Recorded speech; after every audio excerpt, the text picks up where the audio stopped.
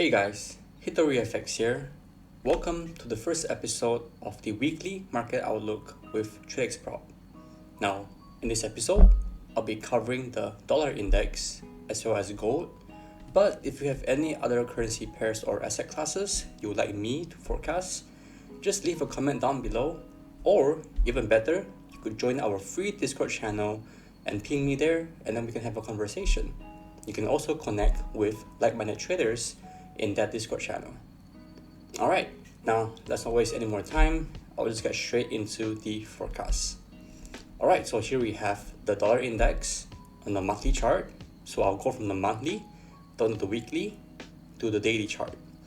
Okay, so on the monthly, first things first, this is the time frame that I go to around 3 times a month, which is first at the start of the month, mid-month, and on the last week of the current month. So it's not really a time frame that I use very often, but it does give me an idea of where some key areas are, as well as how the monthly candle is likely to print. Alright, so here we are going to mark out our most recent swing high and swing low. So this was our previous swing high, this was our previous swing low. We took it out here and then proceeded to take out and make a new range. So right here we have our new current swing high and swing low. So this is our range and this is the premium and discount right here. We also have a monthly bearish fair value gap. However, looking at how price is trading too, you can see that we have expanded largely towards the high of that bearish monthly fair value gap. So now it is around 14th of April. So you want to ask yourself this. In this case, would it make sense for price to retrace back into the monthly candle, or at least down into past the opening price to make a bearish monthly candle? Because remember, when it's the middle of the month for any asset class on a candlestick chart, you can likely see price favoring one side of the expansion, either bullish or bearish. So you can kind of use that in confluence with your low time frames to confirm a bias. So based on how we are right now, I'm currently expecting this bearish monthly fair value gap to be violated, meaning I don't expect us to reach back down into this monthly fair value gap. Now we could do that, we definitely could, but for me, I don't think we are going to do that. But I will reconsider this once we get to the last week of the month to kind of see what the monthly candle might look like. At the moment though, if we disrespect this bearish monthly fair value gap, then I'm expecting a continuation lower to retest this next month as a inversion fair value gap, and to continue higher into this monthly swing high, which is our next draw on liquidity for the monthly external range. Alright, so now that we have that out of the way, let's get down into the weekly time frame. Alright, so here we have our current range that we are making. We had this previous weekly swing high right here, and then we took it out here. This is the low that made the break of this swing high. So currently we have a range looking like this, but at the moment for next week, I'm still expecting the market to continue higher to take out previous week's high as our draw liquidity, and then start to show some retracement lower. Now this is our nearest draw liquidity, right? So we might take this out and retrace, or we may take this out, retrace a bit, and continue expanding. Personally, we don't know if this would be a full-blown reversal or not, but we have currently violated this weekly order block here, which is supposed to be a bearish order block, right? So technically we could use this as a mitigation block to continue higher, which is also a plan for you. At the moment, we are within this bearish weekly balanced price range right here. Move down, move up, move down, and move up. This forms a classic ICT balanced price range. So we could take this previous week's high, retrace lower to go higher, or we may see a full-blown reversal right here, right? So it all depends on what the market wants to show us. But at the moment, we don't really have a weekly external range to play from, right?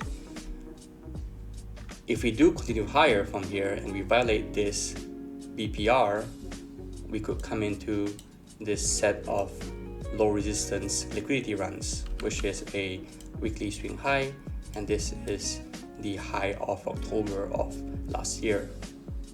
Right, so this is my buy side targets if we were to displace really high up, but for next week at the moment, this is just my closest target. So seeing as how we were expansive last week, next week we may either retrace or consolidate, forming that weekly fair value gap. Either way, I'm expecting the market to take this, so we could do an open, low, high, and close, or we could do an open, high, low, and close. It depends on where we trade in the earlier parts of the week. And for next week as well, we don't really have much news, so next week could see some form of consolidation. Alright, so now that we have our drawn liquidity on the weekly, let's drop down to the daily to see if we have any other levels to look at.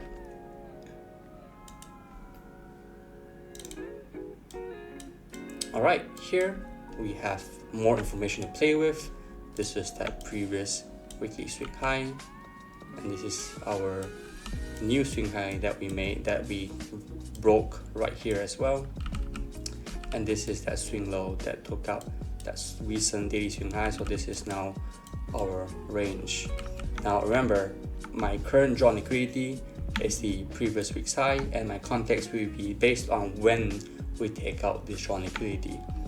If we do take it out, we might come into this daily volume imbalance on the left right here, and we may find some form of resistance at that area.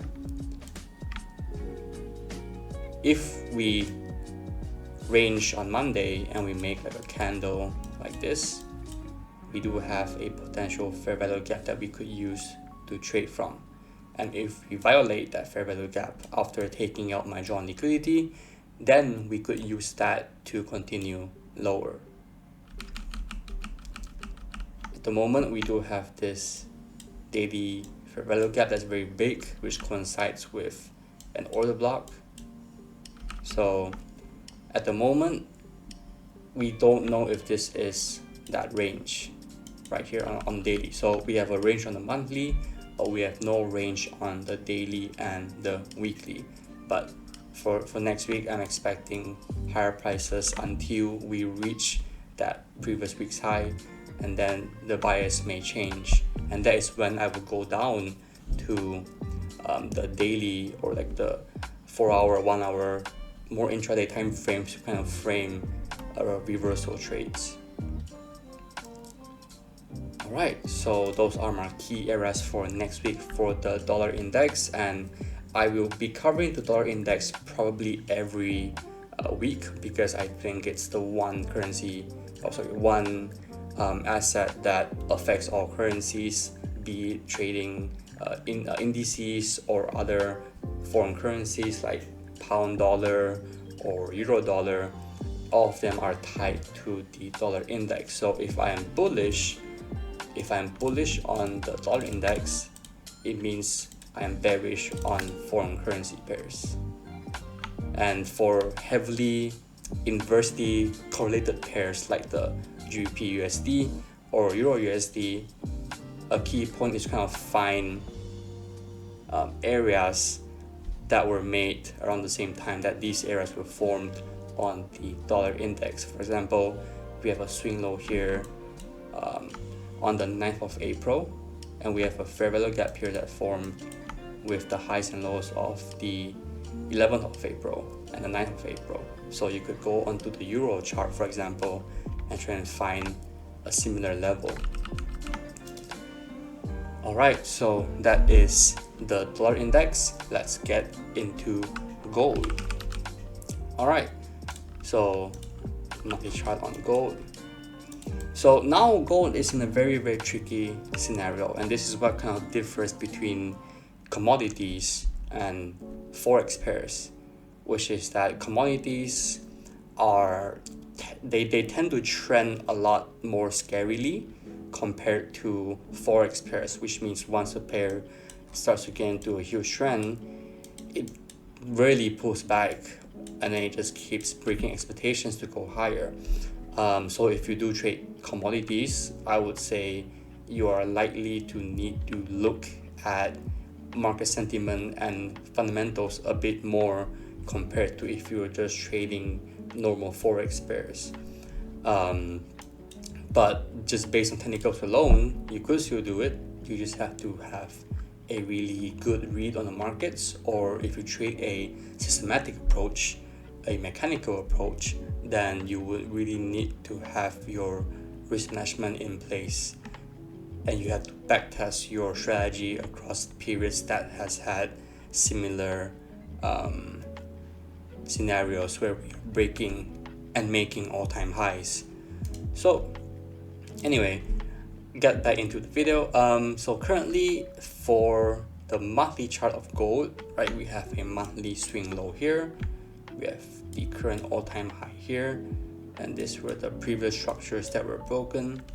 We left a monthly fair value gap, and at the moment I'm expecting this to form because I don't think we are going to come down below the current opening price of the month and then turn bearish. But if it does happen, I will then change my bias. But at the moment, I'm expecting this to be our current all-time high and this to be our monthly swing low. Now, it's not to say that next week we won't break it to go higher, but at the moment, I'm expecting the market to either range. If I had to choose one, whether it's going up or down, I would still favor the upside because I don't want to be calling tops.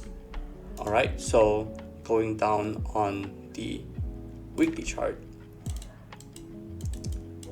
Next week, I'm expecting a retracement down into this weekly fair value gap. Right, so I'm expecting price to come back down into this weekly fair value gap, maybe range or to continue higher. We have seen this really large long wick to the upside. So at the moment, we could come up, find resistance around some daily level, or maybe around the weekly midpoint of this wick right here, which is known as the consequent encouragement for those that follow ICT's teaching. So we could either come up to come down lower, or we could open and just straight tank down into that weekly fair value gap. At the moment, I'm still expecting this to be our drawn liquidity. If we do, for some reason, violate this weekly fair value gap, I will be eyeing this weekly balanced price range as well as the order block here.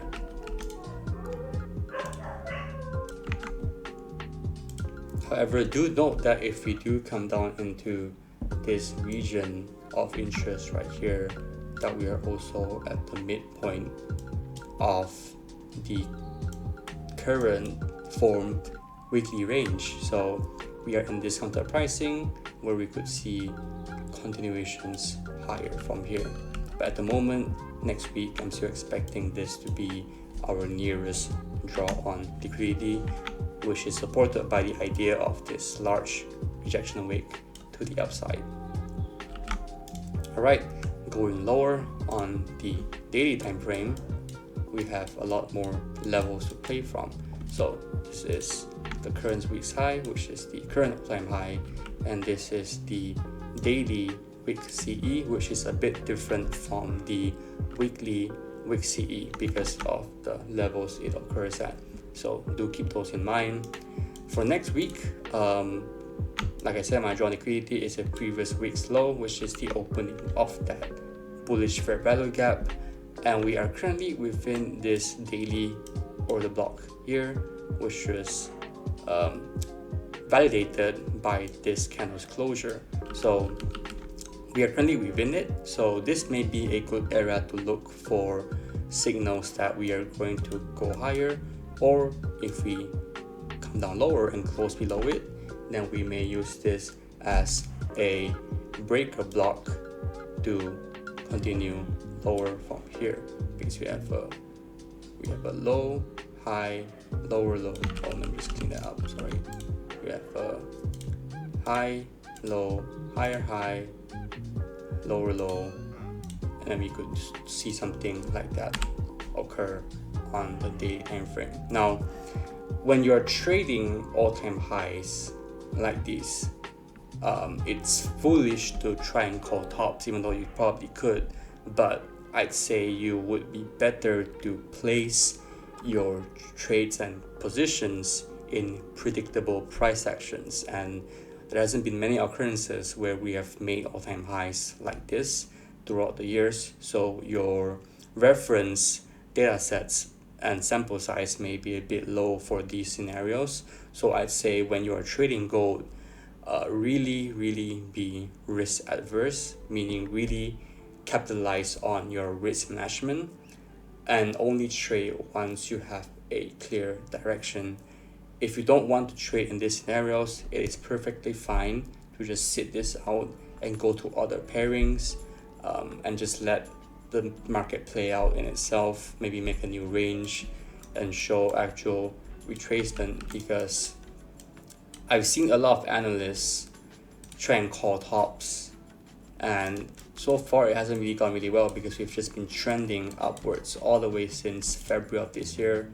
We've already made around 22% and we have flown around just crazy amount of pips. So yeah, just a food for thought. That is my weekly forecast for this week. Now, if you do have any questions, don't hesitate to reach out to me or to the people at TRADEXPROP. We are your premier funding partner. Alright, so stay safe and I'll see you guys next week. Take care.